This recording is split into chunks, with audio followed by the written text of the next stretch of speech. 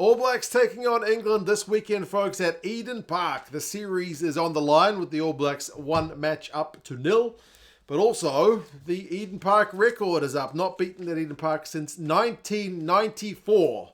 My dad was there that day, back when the French beat the All Blacks at Eden Park. It's been a wee while. Bit of pressure on the All Blacks for this one. But England, with that 1 point loss last week, will certainly be right up for this one as well. We'll go through the lineups which have been named.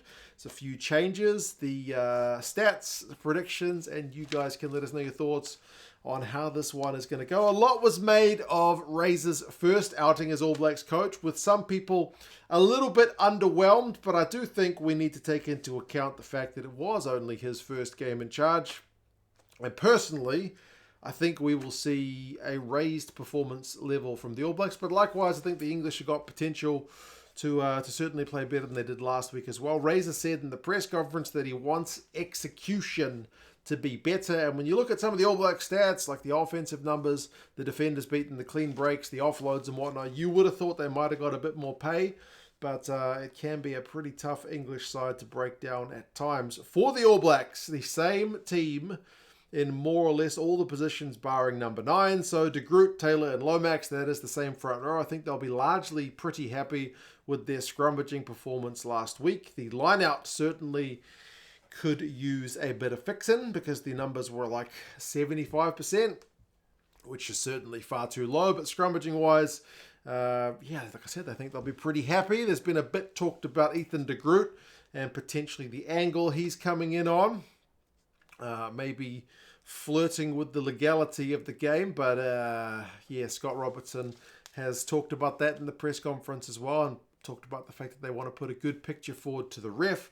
The second row of Barrett and Tuipulotu continues on from last week, and I think Tuipulotu was really impressive, because remember he had an injury towards the end of the Super Rugby season, but came back for the final and was a key part in the All Blacks win last week. Took some line-out ball, had some big carries before the lead up to one of the tries. So I think, he certainly justified his selection there. Finau, Papali'I and Savea is the same back row as last week. Dalton topped the tackle count. And Savea coughed up a little bit of ball, maybe below his kind of usual world-class standards, but still a world-class player. 9-10 is going to be Christie and D-Mac this week. So Christie gets promoted from the bench role to the starting role. That was always going to be a bit of a question with TJ getting injured in that last game. He's probably lucky his injury spell is not going to be too long, because the amount of weight that landed on that leg of his at the side of that ruck when George Martin cleaned out Scott Barrett, and it was just TJ's leg that was under both of them. It looked pretty nasty. Razor said that he is going to be back in like the not too far future, but when pressed about whether that means potentially lining up against Fiji, no, not quite that soon. So Finlay Christie gets the nod at number 9, and I think most All Blacks fans will just be wanting basically one thing from Finlay, and that's quick ball service. Just move that ball. Go through those phases. Like the All Blacks under Scott Robertson in their first game played a pretty high passing game. They certainly need to keep that tempo high. D-Mac continues on at 10, and speaking of tempo, there is going to be a shot clock on the big screen at Eden Park this week, so D-Mac will have a little bit of help in terms of timing his kicks, because he was timed out last week with that final penalty, which would have put a little bit of buffer if he'd managed to kick it. Jordie and Rieko continue on in the midfield, and the outside backs are still Tele'a, Reece and Perofeta. There was a little bit of speculation that potentially Bodie gets promoted ahead of Stephen for this one, but no, Stephen Perofeta is still continued on. Razor did basically say that Perofeta was exceptional, and he likes having Bowden on the bench with that balance of kind of like 10 and 15. And to his credit, man, Perofeta had 2 clean breaks in the game, which is as much as any All Black managed, and he set up a try as well. Bodie came on and changed the nature of the game in terms of adding a bit of boot to ball, but Stephen has got that in the locker as well. Sevu Reece, not just his try, but also put in a couple of big dominant hits, which is pleasing to see. And then Mark Tele'a managed a whopping 11 defenders beaten, but only 40-odd run meters, because they only really measure run meters when you're running forwards.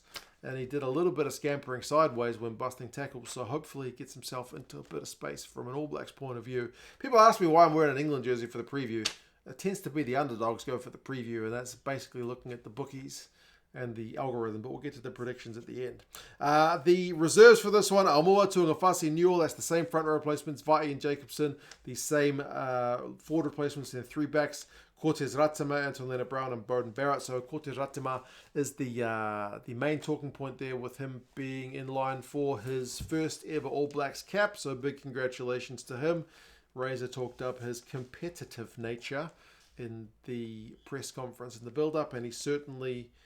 Well, you certainly have to be pretty cutthroat if you're going to get into a test rugby outfit. So as I said, big congratulations to him. We'll see what kind of minutes he gets and what he plays like when he comes on. For England, also pretty minimal changes, but one of them does come in the front row. Experienced loosehead Joe Mala being out injured means Finn Baxter, the 22-year-old, gets promoted. So it's a very much kind of in the deep end thing. It's 2 pretty inexperienced looseheads all up, with Bevan Rodd coming in on the bench. I think he's 23 and got 6 caps. Now Baxter's 22 and he'll be on a 2nd cap. So Eden Park, the kind of fortress that it has been for the All Blacks, is going to be a big testing ground for these 2 guys, but they've both been playing good rugby to get selected for England, so we'll see how well they go. Jamie George captains the side alongside Will Stewart to round out the front row. George had 19 tackles last week, which was among England's best, and remember he got subbed kind of early on in the second half for Theo Dan, who played like 20-30 odd minutes, so a big defensive shift from the captain. Maro Toje and George Martin, I think, were certainly, in a losing effort, 2 of the more kind of outstanding players for England as well. They helped disrupt the line-out, especially Maro, finishes with 2 turnovers, 1 in the game. And George Martin, I think he balances with Maro really well in terms of adding a bit of grunt. Cunningham-South, Underhill, and Earl are the 3 loosies. Cunningham-South, kind of like Paddy Tuipulotu last week, got subbed pretty early, but had some big carries before that. Underhill with his tackles was very noticeable. And then Ben Earl, 24 carries, is a massive shift, but he'll be mostly disappointed with the missed tackle on Perofeta, which did lead to a try. Mitchell, I felt like, looked the better of the 9s when he was on. He's still starting. He had 11 kicks, and I think his ability to keep England dominant territorial in the game was going to be a key one if they are going to get some success, because remember they had less possession than the All Blacks, but they still managed to edge the territory numbers. Midfield, Lawrence and Slade continue on. Lawrence was defensively powerful with 19 tackles of his own. Feyi-Waboso scored a try. He's on the right wing. Tommy Freeman is on the left. And then George Furbank, with his 20 carries, continues on at fullback. So no switch to potentially adding Freddie Stewart. It is still the playmaker and kind of attacking-minded Furbank there at fullback. Replacements, Theo Dan, Bevan Rodd, Dan Cole. So Rodd's the only change there. Coles and Curry, the 2 forward replacements, outside the front row replacements, Ben Spencer, Finn Smith, and Ollie Slightholme, the other 3 back replacements. So same as last week. Some stats for you. The ABs out-kicked England last week in terms of kicks from hand, which is a tough thing to do because this English side under Steve Borthwick tend to get around about 30 kicks a game. Most sides are in the 20s. 35 kicks from the ABs, particularly a lot in the second half as they look to move away from that kind of wide game, going around the English defence to maybe kicking over the top of it.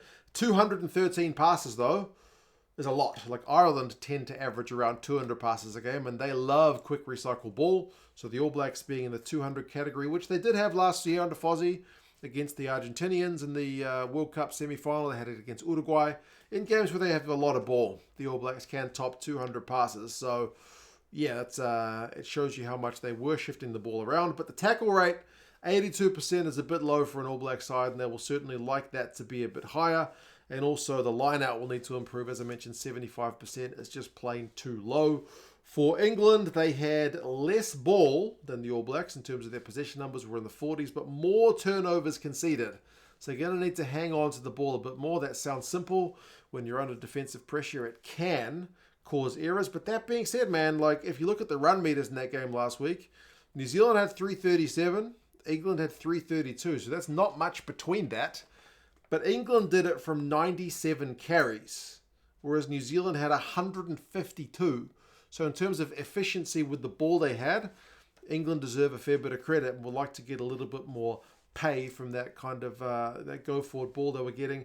And Marcus Smith just needs to kick his goals. Both sides missed some points out there last week, But certainly if Marcus Smith gets one of those kicks, I mean, if D-Mac from an All Blacks point of view doesn't get timed out, you know, what would have been, could have been, should have been, doesn't really matter. But certainly I feel like if you're going to beat the All Blacks at Eden Park, you basically want to be 100% or near on it from the kicking tee. Last week, as I mentioned, 16-15, real nail-biter of a game. A lot of people said if you can catch the All Blacks, it's going to be in Dunedin. The second game is going to be harder. And in terms of predictions, the All Blacks are 10-point favourites with the bookies, 17-point favourites with the Rugby Forecast algorithm, potentially a bit of Eden Park factor in there. However, if we look back 10 years to the last time these two sides played at Eden Park, it was 20 points to 15. There was not much in it. It was 9-all at halftime, with Aaron Cruden and Freddie Burns ticking over the scoring for both sides. And it was tied up until the 77th minute when Conrad Smith took an offload from Ben Smith to score a try on the sideline, right in the corner. So it took that side, which would go on to win a World Cup the next year, until the last few minutes to beat an England side, which was really pushing them all the way. So we'll see if we get a similar story this weekend. It is on Eden Park, 7:05 kickoff. Nick Berry is the ref for this one. Fingers crossed he has a good game. If you're an England fan and want some England rugby gear, check out England Rugby Store down in the description. They are an affiliate of this channel. Or if you want to watch the games and you're in the States, feel free to check out Flow Rugby. They've got this game. They've got the Box playing Ireland. They've got the Welsh playing the Aussies. Should be a really interesting weekend of rugby. You guys let us know your thoughts on how this one is going to go. All Blacks Eden Park record to be maintained, or can the English play spoilers? It would be a massive achievement. You guys let us know your thoughts. Talk to you guys again soon. See you later.